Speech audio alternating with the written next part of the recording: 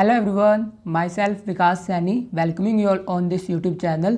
सो आज हम इस वीडियो में क्लास 12th बिजनेस स्टडी का एक मोस्ट इंपॉर्टेंट और मोस्ट डिमांडिंग टॉपिक कवर करेंगे, जिसका नेम है केस स्टडीज़। लाइक जो हमारे पास क्लास 12th में केस स्टडीज़ आती हैं बिजनेस एग्ज़ाम में, उसको हम कैसे सोल्व कर सकते हैं, कि हमारे पास क्या क्या टिप्स हैं और क्या क्या ट्रिक्स हैं जिससे हम इन केस स्टडीज़ को बहुत कम टाइम में सोल्व कर सकते हैं। और इसके अलावा हमें क्या क्या बातें ध्यान में रखनी पड़ती हैं जब भी हम कोई बिजनेस केस को सोल्व करते हैं। सो ये सब कुछ आज हम इस अकेली वीडियो में डिस्कस करेंगे। सो चलिए पढ़ते हैं फिर।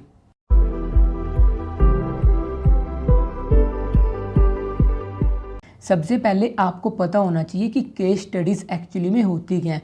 सो केस स्टडी आपके पास एक इस टाइप का एक केस होगा, जैसे आप इंग्लिश सब्जेक्ट में करते हो, आपके पास अनसीन पैसेजेस होते हैं, उसके नीचे आपसे कुछ क्वेश्चन पूछे होते हैं। So class 12th business study में जो आपका एग्जामिनर है वो आपसे थोड़े से एडवांस लेवल के क्वेश्चन पूछते हैं। और वो एडवांस लेवल के कैसे होते हैं, वो आपको एक बिजनेस का केस देगा। ये बिजनेस का केस किसी भी बिजनेस से रिलेटेड हो सकता है, मतलब जो इंडिया में हो सकता है, वो फॉरेन में एग्जिस्ट कर रहे हो, और उससे नीचे वो आपसे कुछ क्वेश्चन पूछेगा। और ये क्वेश्चन डायरेक्टली किससे रिलेटेड होगा, ये क्वेश्चन डायरेक्टली रिलेटेड होगा जो आपने अपने चैप्टर्स में स्टडी करा है। सो जैसे कि हमने अपना first chapter nature and significance of management detail में कवर कर लिया। सो आज इस वीडियो में हम इस चैप्टर की केस स्टडीज़ को डिटेल में कवर करेंगे। सो केस स्टडी कवर करने से पहले मैं आपको कुछ इंपॉर्टेंट फैक्टर्स बताऊंगा जो कि आपको ध्यान में रखने हैं जब भी आप कोई केस स्टडी सोल्व करोगे। अगर आप इन फैक्टर्स को ध्यान में रखोगे सो आप अपनी केस स्टडीज़ को विद इन मिनिमम टाइम में सोल्व कर सकते हो और आपकी एक्यूरेसी भी बहुत ज़्यादा रहेगी। सो अब हम उन टिप्स को देख लेते हैं। सो टिप नंबर 1 क्या है? टिप नंबर 1 है, सबसे पहले आपको अपना चैप्टर डिटेल में कवर करना है। जैसे कि मैंने nature and significance of management जो आपका चैप्टर था, सबसे पहले मैंने आपको ये चैप्टर डिटेल में कवर कराया। डिटेल में कवर कराने का मतलब मैंने आपको इसके सारे के सारे कंसेप्ट बताए कि मैनेजमेंट क्या होती है, मैनेजमेंट के फीचर्स, मैनेजमेंट का नेचर। ऐसे ही आप किसी भी चैप्टर की जब केस स्टडी कर रहे हो, सबसे पहले आपका टास्क क्या है, आपको उस चैप्टर को डिटेल में कवर करना है। और जब आप उस चैप्टर को डिटेल में कवर करोगे, आपको उस चैप्टर में कुछ ना कुछ कीवर्ड्स मिलेंगे। सो आपको वो कीवर्ड्स अंडरलाइन करने हैं अपनी बुक में, क्योंकि काफ़ी बार जो वो कीवर्ड्स होते हैं वो एग्जैक्टली सेम कोट कर देता है एग्जामिनर आपके केस स्टडीज़ में। और केस स्टडी एग्जामिनर इस टाइप से डिज़ाइन करता है कि आप उस अकेली केस स्टडीज़ में से 2-3 चैप्टर से आंसर कोट कर सकते हो। सो इसलिए आपको उन कीवर्ड्स का पता होना चाहिए। सो सबसे पहला टास्क है, हमें अपना चैप्टर कवर करना है डिटेल में। जब हम चैप्टर कवर करेंगे उसके साथ साथ ही हमें क्या करना है, हमें अपने कीवर्ड्स मार्क करते चलने हैं उस पर्टिकुलर चैप्टर में। और जब आप अपना चैप्टर कवर कर लोगे सो सबसे पहले आप सोल्व करोगे उस चैप्टर के डायरेक्ट क्वेश्चन। डायरेक्ट क्वेश्चन के होते हैं जो कि बेसिकली आपसे वो इस टाइप से पूछता है, what is management, what is planning. तो सबसे पहले आपको डायरेक्ट क्वेश्चन करने, क्योंकि डायरेक्ट क्वेश्चन करने से क्या होगा, डायरेक्ट क्वेश्चन जब आप अटैम्प्ट कर पाओगे, इससे आपका मोटिवेशन लेवल इंक्रीज होगा और आपका इस सब्जेक्ट में इंटरेस्ट बनेगा। तो सबसे पहले चैप्टर कवर करना है, कीवर्ड्स मार्क करने हैं, उसके बाद डायरेक्ट क्वेश्चन करने हैं। और जब आपके डायरेक्ट क्वेश्चन होने शुरू हो जाएं तब आपको आना है अपने इनडायरेक्ट क्वेश्चंस पे। सो इनडायरेक्ट क्वेश्चन मोस्टली जो आपकी केस स्टडीज़ हैं। अब केस स्टडीज़ को कैसे सोल्व करना है, केस स्टडी में आपको ऐसे एक बिजनेस केस दी होगा। सो इस केस को स्टडी करने से पहले आपको स्टडी करना है उसका पर्टिकुलर क्वेश्चन जो कि उस केस स्टडी में एग्जामिनर ने आपसे पूछ रखा है। सो ये स्टडी करने से पहले आपको ये क्वेश्चन स्टडी करना है। और क्वेश्चन किस लिए स्टडी करना है, क्योंकि मैंने आपको क्या बताया, जो आपका एग्जामिनर है वो केस स्टडी ऐसे डिज़ाइन करेगा कि उस एक केस स्टडी से आप 3-4 चैप्टर्स को रिलेट कर पाओगे कि इसमें प्लानिंग चैप्टर के भी टॉपिक्स हैं, इसमें मैनेजमेंट का भी है, और इसमें ऑर्गेनाइजिंग, स्टाफिंग, डायरेक्टिंग। सो इसलिए ताकि आपका माइंड डाइवर्ट ना हो, आपको क्या करना है, सबसे पहले आपको अपना क्वेश्चन स्टडी करना है। क्योंकि जब आप अपना क्वेश्चन स्टडी कर लोगे तब आपका माइंड लिमिटेड हो जाएगा कि आपको किस पर्टिकुलर चैप्टर से आंसर कोट करना है, और आपकी एक्यूरेसी भी तभी इंक्रीज होगी और आपका माइंड डाइवर्ट नहीं होगा। तो सबसे पहले केस कवर करने से पहले आपको पढ़ना है उसका क्वेश्चन, और जब आप क्वेश्चन कवर कर लोगे तब आपको केस पे जाना है। इससे आप उस केस स्टडी को मिनिमम टाइम में सोल्व कर सकते हो और आपकी एक्यूरेसी भी बहुत ज़्यादा रहेगी। सो ये कुछ टिप्स थी हमारी जो कि केस स्टडी सोल्व करने से पहले हमको पता होनी चाहिए। सो मैंने आपको टिप्स बता दी, अब हम अपनी केस स्टडी सोल्व कर लेते हैं। And our first case study is XYZ, मतलब XYZ से रिलेटेड हमारी फर्स्ट केस स्टडी है। सो केस कवर करने से पहले सबसे पहले हम क्या करेंगे, सबसे पहले हम कवर करेंगे उसका क्वेश्चन। सो उसने हमसे पूछा हुआ है state the characteristics of management highlighted above, also identify the lines indicating there characteristics. मतलब आपको क्या आइडेंटिफाई करना है, मैनेजमेंट के कैरेक्टरिस्टिक्स, और आपको किस लाइन में कौन सा कैरेक्टरिस्टिक्स मेंशन करना है, आपको ये आइडेंटिफाई करना है। सो जब आपने ये क्वेश्चन स्टडी कर लिया, अब आपको पता लग चुका है कि आपको किस पर्टिकुलर कंसेप्ट से अपना आंसर देना है। जैसे कि उसने इसमें पूछा हुआ है सिर्फ और सिर्फ कैरेक्टरिस्टिक्स ऑफ मैनेजमेंट। सो मैंने आपको 7 कैरेक्टरिस्टिक्स बताए थे मैनेजमेंट के। सो अब आपको अपना आंसर उन्हीं 7 कैरेक्टरिस्टिक्स में से मेंशन करना है। और यहाँ पर उसने आपसे बोला हुआ है कैरेक्टरिस्टिक्स, मतलब एक से ज़्यादा कैरेक्टरिस्टिक्स वो आपसे इस क्वेश्चन में डिमांड करेगा। सो हमने क्वेश्चन तो समझ लिया और हमें ये भी पता लग गया कि हमारा आंसर किस पर्टिकुलर कंसेप्ट से है, और कैरेक्टरिस्टिक्स ऑफ मैनेजमेंट हमारा फर्स्ट चैप्टर में। सो हमें अब फर्स्ट चैप्टर में जाना है, और फर्स्ट चैप्टर में भी स्पेशली हमें बस किस चीज़ पे फोकस रखना है, characteristics of management. So point number 1 हमने क्लियर कर लिया। अब हम जाएंगे अपने केस पे।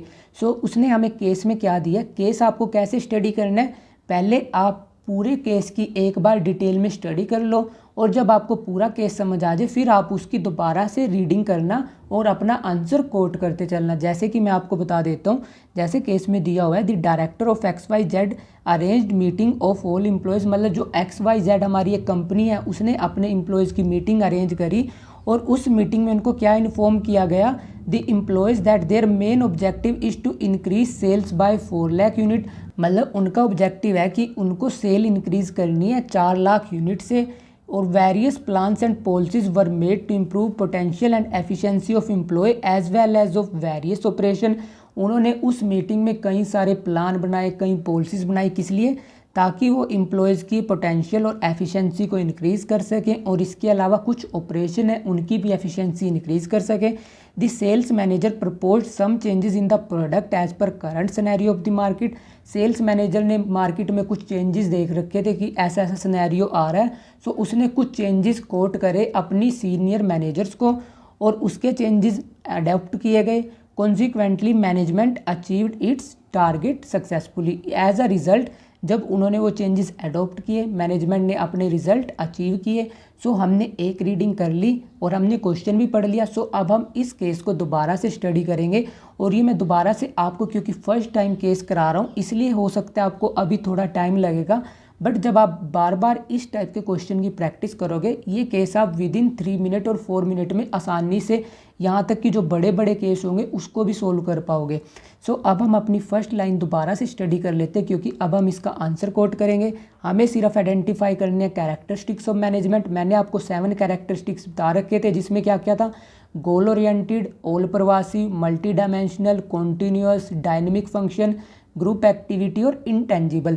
सो अब आपको उन 7 कैरेक्टरिस्टिक्स में देखना है कि कौन सा कैरेक्टरिस्टिक्स किस लाइन में फिट बैठ रहा है। So our first line is the director of XYZ arranged meeting of all employees. Directors ने मीटिंग बुलाई, और उस मीटिंग में उनको बताया गया कि उनका एक मेन ऑब्जेक्टिव है, जिसका मेन एम क्या है कि उनको अपनी सेल इंक्रीज करनी है 4 लाख यूनिट से।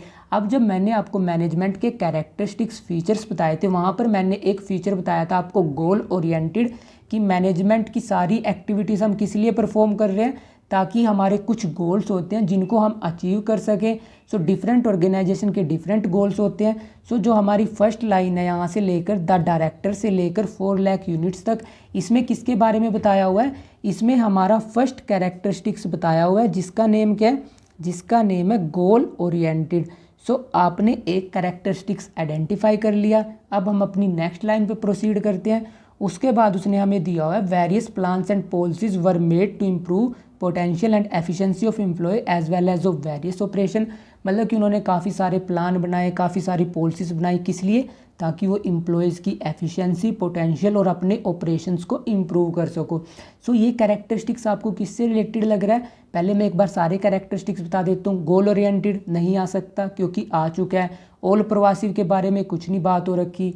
कॉन्टीन्यूस फंक्शन के बारे में भी कुछ नहीं बता रखा कि मैनेजरियल एक्टिविटी हमें बार बार करनी है, इसलिए वो भी कट हो जाएगा। उसके अलावा डायनेमिक फंक्शन के बारे में भी कुछ नहीं दे रखा है इस लाइन में, वो भी नहीं आ सकता। ना ही इंटेंजिबल के बारे में दे रखा है, सो वो भी नहीं आ सकता। सो अब आपने एक कैरेक्टरिस्टिक्स पढ़ा था मल्टी डायमेंशनल, जहाँ पर आपने पढ़ा था मैनेजमेंट की सारी एक्टिविटीज़ आप किस लिए कर रहे हो, ताकि आप उससे अपना वर्क मैनेज कर सको। वर्क के अलावा आप पीपल मैनेज करते हो, और पीपल के अलावा आप क्या मैनेज करते हो, अपने ऑपरेशन, क्योंकि डिफरेंट ऑपरेशंस हम परफॉर्म करते हैं। सो अब इस लाइन में आप देख सकते हो आप क्या क्या अरेंज कर रहे हो। आप एक तो एम्प्लॉयज़ की एफिशिएंसी और पोटेंशियल इंप्रूव कर रहे हो, मतलब आप मैनेजमेंट किसकी कर रहे हो, पीपल की, और आप वेरियस ऑपरेशंस को मैनेज कर रहे हो। सो मतलब आप क्या कर रहे हो, मैनेजमेंट ऑफ ऑपरेशन। ये मल्टी डायमेंशनल में हमने 3 डायमेंशन पढ़ी थी, जिसमें से उसने हमें 2 डायमेंशन यहाँ पर स्पेसिफाई कर रखी हैं। सो सेकंड कैरेक्टरिस्टिक्स यहाँ पर क्या मेंशन हो रखा है इस लाइन में, इस लाइन में उसने हमें मेंशन कर रखा है मल्टी डायमेंशनल। और मल्टी डायमेंशनल में भी उसने हमें कौन सी 2 डायमेंशन दे रखी हैं, एक उसने दे रखी है हमें मैनेजमेंट ऑफ पीपल, दूसरी दे रखी है उसने हमें मैनेजमेंट ऑफ ऑपरेशन। सो हमने सेकंड कैरेक्टरिस्टिक्स भी आइडेंटिफाई कर लिया। अब हम अपनी नेक्स्ट लाइन पे प्रोसीड करते हैं, जिसमें उसने हमें दिया हुआ है the sales manager propose some changes in the product as per current scenario of the market. मतलब कि जो सेल्स मैनेजर था उसने मार्केट के ट्रेंड को एनालाइज किया और कुछ चेंजेस उसने सजेस्ट किए। सो अब चेंजेस वर्ड आपने मैनेजमेंट के किस फीचर में पढ़ा हुआ है, आपने एक फीचर पढ़ा था डायनमिक। डायनमिक का मतलब क्या होता है कि जो मैनेजरियल एक्टिविटीज़ होती हैं वो कंटिन्यूसली चेंज होती रहती है। मतलब जैसे आप आज मैनेज कर रहे हो, फ्यूचर में आपको चेंज करनी पड़ेंगी अपनी प्रैक्टिसेस। सो ये फीचर आपको इस लाइन में कोट कर रखा है, क्योंकि वो करंट सिनेरियो को देखकर चेंजेस अडोप्ट कर रहा है। सो यहाँ पर थर्ड लाइन में कौन सा फीचर बता रखा है उसने हमें, थर्ड लाइन में उसने हमें बता रखा है डायनेमिक नेचर, कि मैनेजमेंट का नेचर क्या होता है, डायनेमिक नेचर। सो अब आपने ये अपने फीचर्स आइडेंटिफाई कर लिए और हमने लाइंस भी बता दी। सो आप लाइंस कैसे लिखोगे, जैसे ये है हमारा थर्ड लाइन में। सो आप यहाँ पर कैसे लिख सकते हो, आप लिखोगे यहाँ पर द सेल्स और फिर आप लगाओगे डैश डैश डैश, उसके बाद आप क्या लिखोगे, द मार्केट। मतलब कि आपने वो पर्टिकुलर लाइन भी कोट कर दी जिस लाइन में ये आंसर दे रखा था। अगर एक क्वेश्चन आपका लेंथी हुआ, अगर यही क्वेश्चन आपका 5 मार्क्स में हुआ, तब वो आपको ये भी बोल देगा कि आपको ये फीचर्स भी एक्सप्लेन करने हैं, तब आप इन फीचर्स को भी एक्सप्लेन करोगे। बट उसने इस क्वेश्चन में हमें सिर्फ आइडेंटिफाई करने के लिए बोला था, तो हमने इन सारे फीचर्स को आइडेंटिफाई कर लिया। सो ऐसे आपको अपनी केस स्टडी सोल्व करनी है। सबसे पहले क्वेश्चन पढ़ना है, क्वेश्चन के बाद फिर पूरा केस एक बार डिटेल में स्टडी कर लो, और फिर उस केस को दोबारा से स्टडी करो और अपने आंसर कोट करते चलो। And our next case study is Tony mobiles. हमें अब टोनी मोबाइल्स की केस स्टडी को डिटेल में कवर करना है। सो केस स्टडी करने से पहले हम क्या करेंगे, जो उसके क्वेश्चंस होते हैं सबसे पहले हम वो स्टडी करेंगे। सो उसने हमें पूछा है what characteristics of management is highlighted about. पिछले क्वेश्चन में आपसे डिफरेंट फीचर्स पूछे हुए थे, अब सिर्फ उसने एक फीचर पूछा है। सो आपको अपना आंसर किस में से बताना है, मैनेजमेंट के फीचर्स में। सेकंड उसने पूछा हुआ है आपसे importance of management. So second answer किस में से देना है, मैनेजमेंट की इंपॉर्टेंस। मैंने आपको 5 इंपॉर्टेंस बताई थी। उसके बाद उसने आपसे पूछा what other aspect of management help Tony mobile to achieve its objective. मतलब कि इसके अलावा कौन सा एस्पेक्ट है मैनेजमेंट का जिसकी वजह से टोनी मोबाइल ने अपने ऑब्जेक्टिव्स अचीव किए।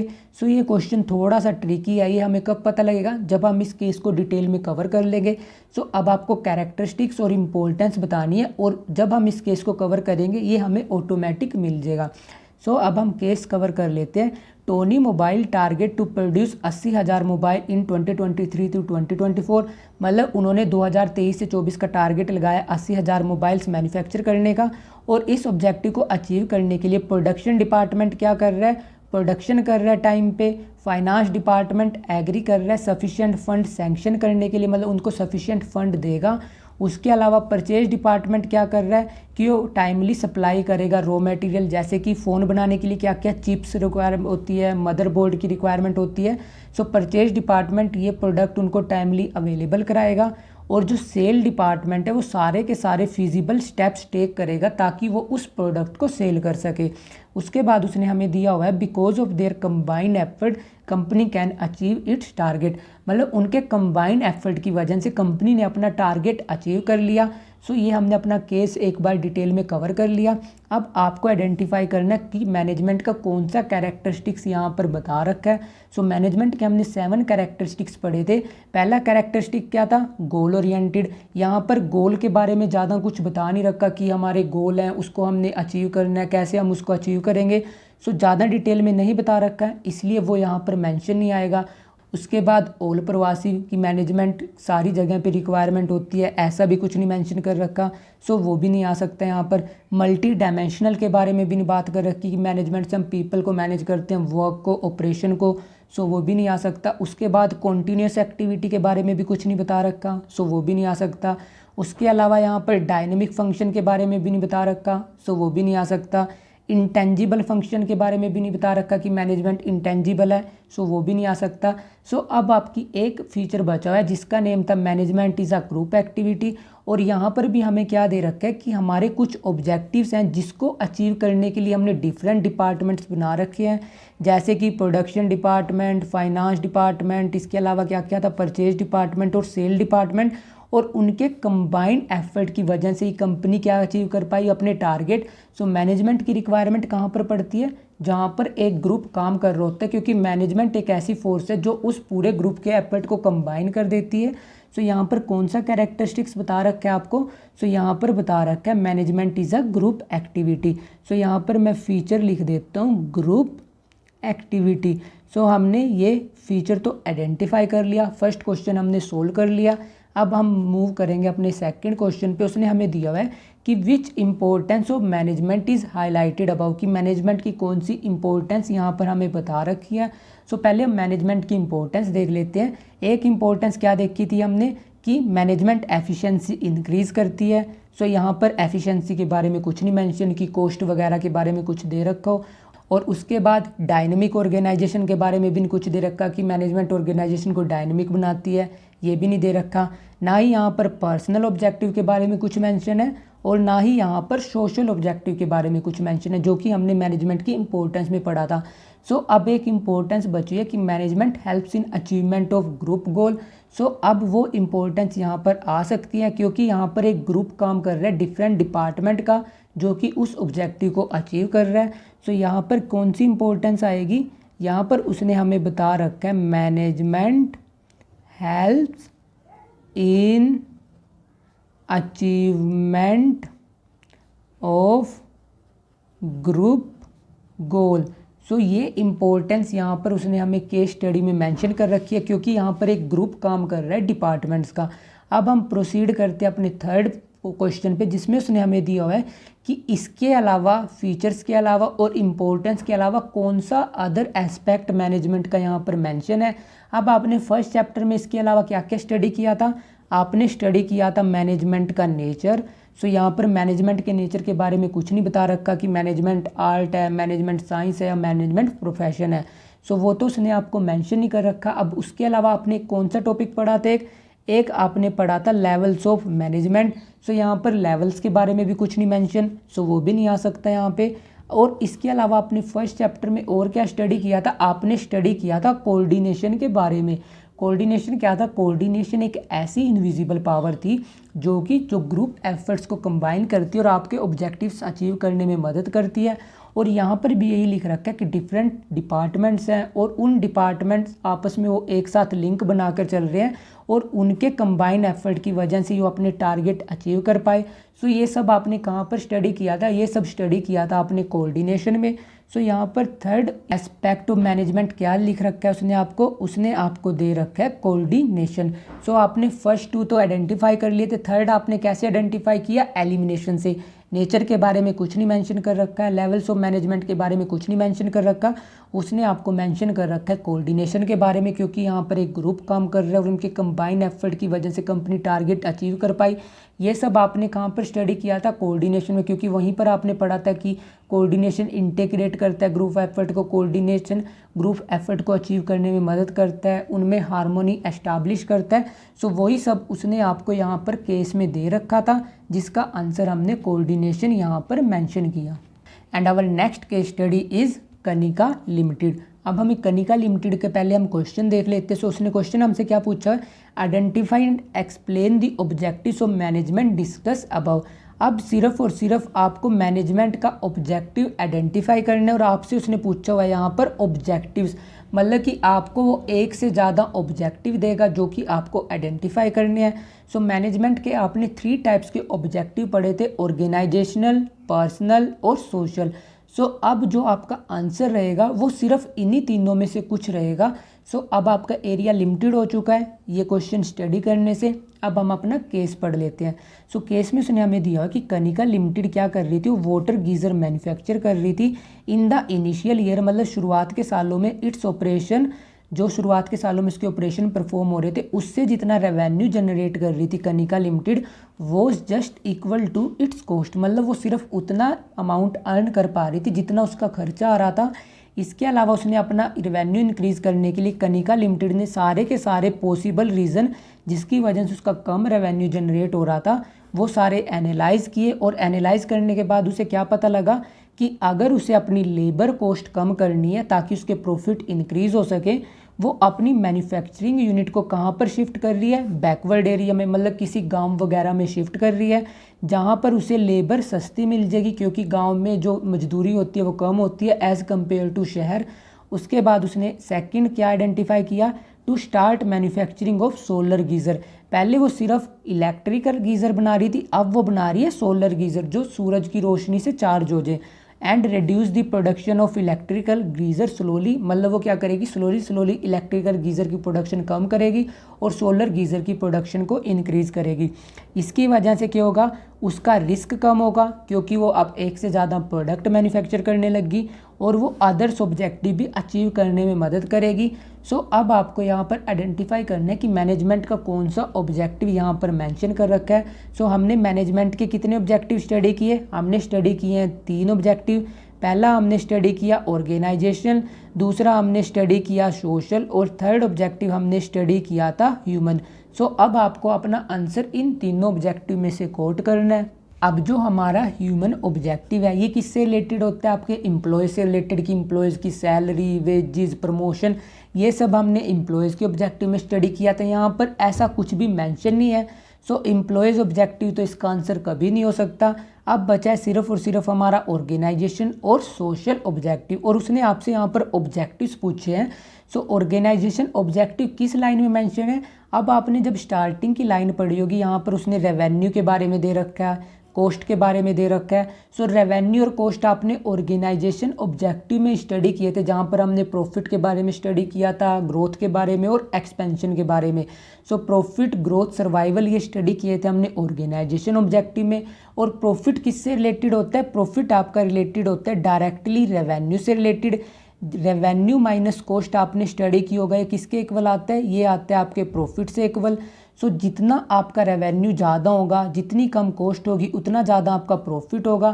सो यहाँ पर उसने जो ये यहाँ से लेकर यहाँ तक की लाइन थी, यहाँ पे किसके बारे में मेंशन कर रखा है, उसने मेंशन कर रखा है ऑर्गेनाइजेशन ऑब्जेक्टिव के बारे में, क्योंकि वो अपने प्रॉफिट को इंक्रीज़ करने के लिए क्या कर रहा है, किसी बैकवर्ड एरिया में शिफ्ट कर रहा है प्लांट। सो यहाँ पर हमारा फर्स्ट ऑब्जेक्टिव उसने क्या मेंशन कर रखा है, फर्स्ट ऑब्जेक्टिव उसने मेंशन कर रखा है यहाँ पर ऑर्गेनाइजेशनल ऑब्जेक्टिव। सो ये तो हमने आइडेंटिफाई कर लिया। अब उसके बाद उसने हमें दिया हुआ था कि हम सोलर गीज़र बनाएंगे और इलेक्ट्रिकल गीज़र की कंजप्शन कम करेंगे, मतलब उसकी प्रोडक्शन कम करेंगे। सो जब हम सोलर गीज़र बनाएंगे इसका फ़ायदा क्या होगा, वो सूरज की रोशनी से चार्ज होंगे और इससे इलेक्ट्रिसिटी की कंजप्शन कम होगी। इलेक्ट्रिसिटी की कंजप्शन कम होगी मतलब जो कंजप्शन ऑफ फॉसिल फ्यूल है वो कम होगा। और सोलर की एनर्जी ऐसी होती है जो कि रिन्यूएबल सोर्स होता है, जो कभी ख़त्म नहीं हो सकती। सो यहाँ पर किस ऑब्जेक्टिव के बारे में मेंशन कर रखा है, यहाँ पर मेंशन कर रखा है सोशल ऑब्जेक्टिव के बारे में, क्योंकि वो सोलर गीज़र किस लिए बना रहा है, सोसाइटी के लिए, ताकि सोसाइटी में पोल्यूशन कम हो, सोसाइटी बेटर प्रोडक्ट यूज़ कर सके। सो यहाँ पर उसने सिर्फ और सिर्फ 2 ऑब्जेक्टिव मेंशन कर रखे हैं, ऑर्गेनाइजेशनल और सोशल। और अगर ये क्वेश्चन आपका ज़्यादा बड़ा हुआ तब आप यहाँ पर ऑर्गेनाइजेशन और सोशल ऑब्जेक्टिव को भी एक्सप्लेन कर सकते हो, बट यहाँ पर ये स्मॉल क्वेश्चन है इसलिए सिर्फ और सिर्फ हमने ऑब्जेक्टिव्स को क्या किया है, हमने सिर्फ उनको आइडेंटिफाई किया है। And our next case study is related to techno limited. So case study cover करने से पहले हम स्टडी करेंगे क्या, उसके क्वेश्चन। सो क्वेश्चन नंबर 1 है identify the concept of management described in the paragraph given above. मतलब कि हमें कोई कंसेप्ट आइडेंटिफाई करना है मैनेजमेंट का। उसके बाद आपको आइडेंटिफाई करना है 3 types of concept identified in point A. मतलब कि जो पॉइंट ए में एक कंसेप्ट हमने आइडेंटिफाई किया उसके कुछ 3 टाइप्स होंगे जो कि आपको यहाँ पर आइडेंटिफाई करना है। सो फर्स्ट चैप्टर में हमने ऐसा क्या क्या पढ़ा है जिसके 3 टाइप दिए होते थे। सो हमने एक तो पढ़ा था नेचर ऑफ मैनेजमेंट में। नेचर ऑफ मैनेजमेंट में हमने मैनेजमेंट का 3 टाइप का नेचर पढ़ा था, आर्ट, साइंस और प्रोफेशन। और इसके अलावा हमने लेवल्स ऑफ मैनेजमेंट स्टडी किए थे जहाँ पर हमने पढ़ा था टॉप लेवल, मिडल लेवल और lower level. So most probably जो आपका आंसर रहेगा वो या तो नेचर में से होगा या इसमें से होगा। सो अब हम ये देख लेते हैं कि हमारा केस में उसने दे क्या रखा है। उसने केस में हमें दे रखा है 3 ग्रुप्स ऑफ एम्प्लॉयज़। सो अब आपको डायरेक्टली यहाँ से हिंट मिल चुका होगा कि 3 ग्रुप्स ऑफ एम्प्लॉयज़ दे रखा है। ये हमने कहाँ पर पढ़ा था? ये हमने पढ़ा था लेवल्स ऑफ मैनेजमेंट में। सो अब हमारी case study mostly level of management से रिलेटेड होगी। ये क्या कर रहे हैं? डिफरेंट पोस्ट पे काम कर रहे हैं। सो अब तो इसको आपकी श्योरिटी हो चुकी होगी। जो फर्स्ट ग्रुप है वो क्या कर रहा है? वो केयर कर रहा है वेलफेयर और सर्वाइवल की अपने ऑर्गेनाइजेशन की, as well as keep a constant vigilance over business environment with a cope to changes going on in the business environment. मतलब वो क्या कर रहा है? वो फर्स्ट ग्रुप आपका रिस्पॉन्सिबल है आपके ऑर्गेनाइजेशन के वेलफेयर के लिए, उसके सर्वाइवल के लिए। और इसके अलावा वो कांस्टेंट विजिलेंस रख रहा है। मतलब वो इन्वायरमेंट में देख रहा है बिजनेस इन्वायरमेंट में क्या क्या चेंजेस आ रहे हैं, और ताकि वो चेंजेस किस लिए देख रहा है? ताकि वो उसके साथ ईजिली कोप अप कर सके। और जैसे ही कोई चेंजेस आते हैं इन्वायरमेंट में वो इमीडिएटली अपने ग्रुप में बताता है और वो उन चेंजेस पे डिस्कस करते हैं ताकि वो उसे इम्प्लीमेंट कर सके कंपनीज के प्लान में। अब ये सब आपने कहाँ पर स्टडी किया था कि जो ऑर्गेनाइजेशन के सर्वाइवल के लिए रिस्पॉन्सिबल है, कि कौन सा ग्रुप ऑर्गेनाइजेशन का सर्वाइवल देखता है, उसकी ग्रोथ देखता है, बिजनेस इन्वायरमेंट को स्टडी करता है। सो ये सब स्टडी किया था आपने टॉप लेवल मैनेजमेंट में। सो सबसे पहले हम पॉइंट ए में अपना आंसर क्या मेंशन करेंगे? यहाँ पर हम मेंशन करेंगे लेवल्स ऑफ मैनेजमेंट, क्योंकि उसने यहाँ पर आपको क्या दे रखा है? लेवल्स ऑफ मैनेजमेंट के बारे में एक्सप्लेन कर रखा है। सो लेवल्स ऑफ मैनेजमेंट हमारा फर्स्ट का आंसर हो गया। अब उसने उसके 3 टाइप्स पूछे हुए थे।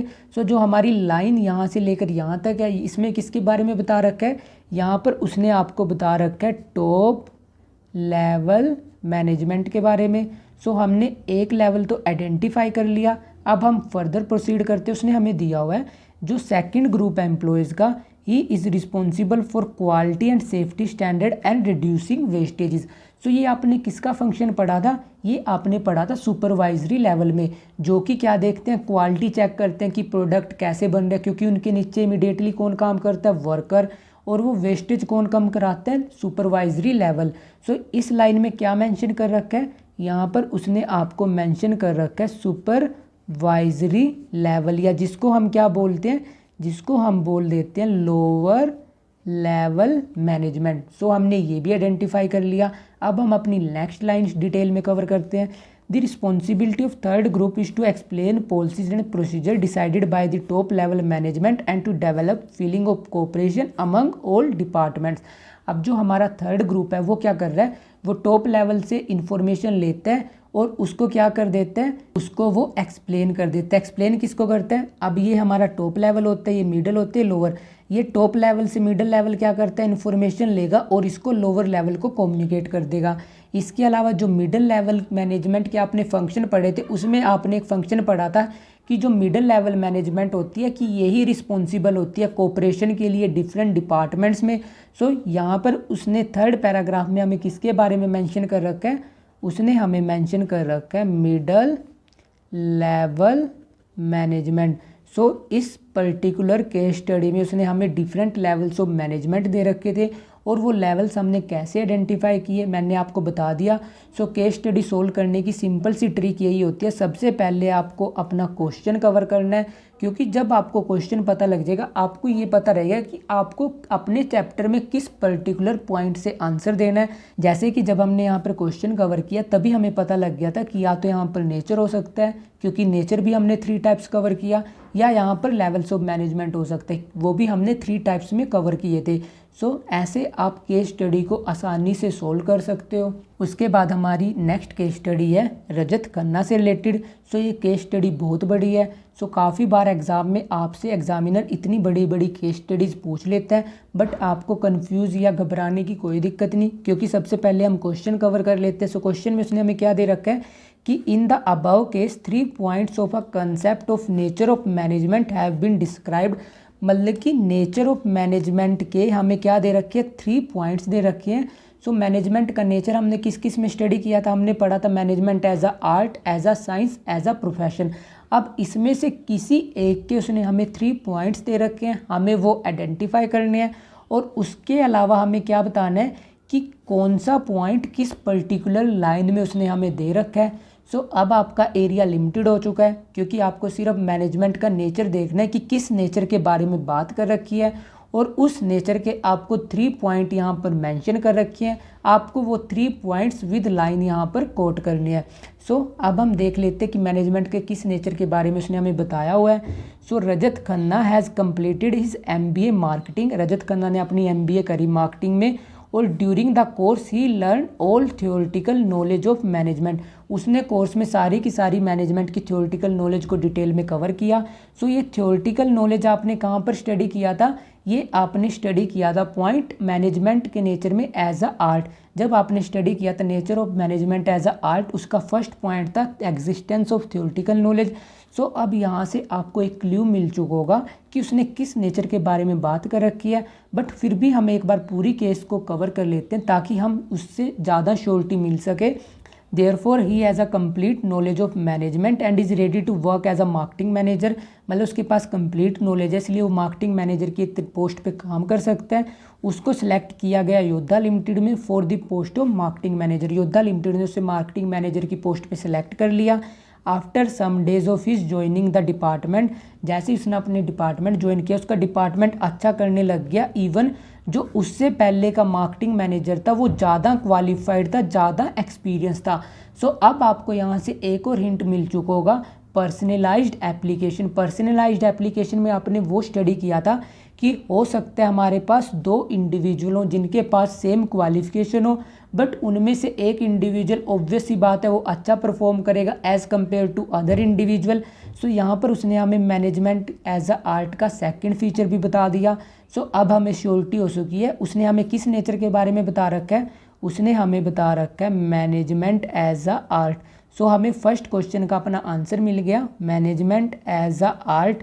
और मैनेजमेंट एज अ आर्ट के हमें 3 पॉइंट्स आइडेंटिफाई करने हैं, जिसमें से हमें फर्स्ट पॉइंट यहाँ पर मिल चुका था, सेकंड पॉइंट हमें कहाँ पर मिल चुका है, यहाँ पर। इसमें उसने हमें क्या दे रखा है, एग्जिस्टेंस ऑफ थियोरिटिकल नॉलेज। इस लाइन में उसने हमें क्या मेंशन कर रखा है, इस लाइन में उसने हमें मेंशन कर रखा है पर्सनलाइज्ड एप्लीकेशन।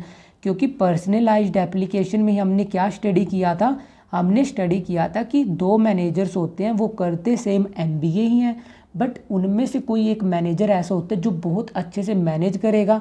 सो वो पॉइंट यहाँ पर दे रखा है। अब हम अपनी केस स्टडी को फर्दर स्टडी कर लेते हैं। रजत फेस्ड सेवरल चैलेंजेस। रजत ने सेवरल चैलेंजेस फेस किए जब वो काम कर रहा था, बट वो कभी भी डिस्करेज डीमोटिवेटेड नहीं हुआ, और वो सारी के सारा काम उसने अपनी फॉर्मनेस के साथ किया। इन बिटवीन वो सेवरल डिबेट्स में पार्टिसिपेट किया, उसने मैनेजमेंट की प्रॉब्लम्स को स्टडी किया, जिससे उसने नए नए मेथड, नई नई टेक्निक सीखी। He was interested in reading and writing article. उसका इंटरेस्ट था कि वो मैनेजमेंट से रिलेटेड आर्टिकल पढ़ता था, लिखता था, और वो डिफरेंट सेमिनार्स भी अटेंड करता था। That's why he there has been a continuous growth in his knowledge and experience of management. Now he has been working as a successful manager in the field of marketing. मतलब रजत ने काफ़ी सारे challenges face किए जब वो as a manager select हो गया, but वो कभी भी डिमोटिवेट नहीं हुआ, कभी भी डिस्करेज नहीं हुआ। इसके अलावा उसने मैनेजमेंट की कई सारी प्रॉब्लम स्टडी करी। इसके अलावा उसका रीडिंग और राइटिंग में इंटरेस्ट था, और वो क्या करता था, वो डिफरेंट मैनेजमेंट की प्रॉब्लम्स को स्टडी करता था, डिफरेंट सेमिनार में पार्टिसिपेट करता था, और जब वो इन सारी एक्टिविटीज़ में काम कर रहा था, इससे उसकी नॉलेज में कॉन्टीन्यूस ग्रोथ हो रही थी, और उसका एक्सपीरियंस मैनेजमेंट की फील्ड में बढ़ता जा रहा था। सो यहाँ पर उसने हमें इस लाइन में किस फीचर के बारे में बताया हुआ है, इसमें उसने हमें बताया हुआ है प्रैक्टिस एंड क्रिएटिविटी के बारे में, क्योंकि प्रैक्टिस एंड क्रिएटिविटी में आपने क्या स्टडी किया था, अगर कोई भी मैनेजर सेम काम अगेन एंड अगेन परफॉर्म करेगा उससे उसकी इम्प्रूवमेंट होती है। मतलब जो टास्क वो पहले एक दिन में कर रहा था अब वो उसे मोर एफिशिएंटली और मोर इफेक्टिवली कर पाएगा। सो यहाँ पर इस लाइन में यही बता रखा है कि जब वो इन सारे फंक्शंस में पार्टिसिपेट कर रहा है उसकी एक तो नॉलेज में ग्रोथ हो रही है, उसका एक्सपीरियंस ग्रो हो रहा है। सो यहाँ पर किस पॉइंट के बारे में मेंशन है, यहाँ पर मेंशन कर रखा है उसने हमें प्रैक्टिस एंड क्रिएटिविटी के बारे में, क्योंकि जब कोई भी पर्टिकुलर इंडिविजुअल किसी आर्ट को अगेन एंड अगेन परफॉर्म करता है उसकी वो पर्टिकुलर आर्ट इंप्रूव होती है। जैसे कोई डांसर है, जैसे वो बार बार डांस करेगा उसका डांस इंप्रूव होगा। ऐसे ही कोई हमारा वो है पेंटर है, वो जितनी बार पेंटिंग करेगा उससे उसकी क्या इंप्रूव होगी, पेंटिंग इंप्रूव होगी। बट ऐसे ही हमारा रजत है, रजत क्या कर रहा है, रजत बार बार सेमिनार में पार्टिसिपेट कर रहा है, राइटिंग कर रहा है, रीडिंग कर रहा है, जिससे उसका एक्सपीरियंस ग्रो हो रहा है। सो यहाँ पर प्रैक्टिस एंड क्रिएटिविटी के बारे में उसने हमें मेंशन कर रखा है। सो ऐसे हम रजत खन्ना की केस स्टडी को सोल्व करेंगे। सो केस स्टडी सोल्व करने का सबसे सिंपल सा मेथड क्या है, सबसे पहले आप जो भी आपको बिजनेस केस दे रखा है आपको उसके क्वेश्चन कवर करने, क्योंकि जब आप क्वेश्चन कवर कर लोगे उससे आपका माइंड डाइवर्ट नहीं होगा। डाइवर्ट क्यों नहीं होगा, जैसे आपने ये क्वेश्चन पढ़ लिया अब आपको पता लग चुका है कि आपको सिर्फ और सिर्फ मैनेजमेंट का नेचर बताना है। अब आप फालतू की चीज़ें नहीं सोचोगे कि लाइक मैनेजमेंट के फीचर्स भी हो सकते हैं, यहाँ पे मैनेजमेंट की इंपॉर्टेंस भी हो सकती है, मैनेजमेंट के लेवल्स भी हो सकते हैं। सो इससे आपका एरिया लिमिटेड हो चुका है और आप अपने आंसर को बेटर तरीके से अटैम्प्ट कर सकते हो। और आप कभी भी इस पर्टिकुलर केस को पहले कवर नहीं करोगे, क्योंकि इससे आपके माइंड में कन्फ्यूजन होगी। क्योंकि जब आप ये केस कवर कर लोगे आप सोचोगे कि इसमें हर टॉपिक से आंसर आ सकते हैं, बट जब आप वो पर्टिकुलर क्वेश्चन पढ़ लोगे जो एग्जामिनर आपसे पूछ रहा है तब आप इस केस को भी बहुत आसानी से समझ सकते हो। So that's all for today, keep learning and smiling. If you have any doubt you can ask me in the comment section, and don't forget to share and subscribe to this channel for more amazing videos. And if you have any doubt you can also ask in the Telegram group, and the link of the Telegram you can find in the description below. Thank you, bye bye.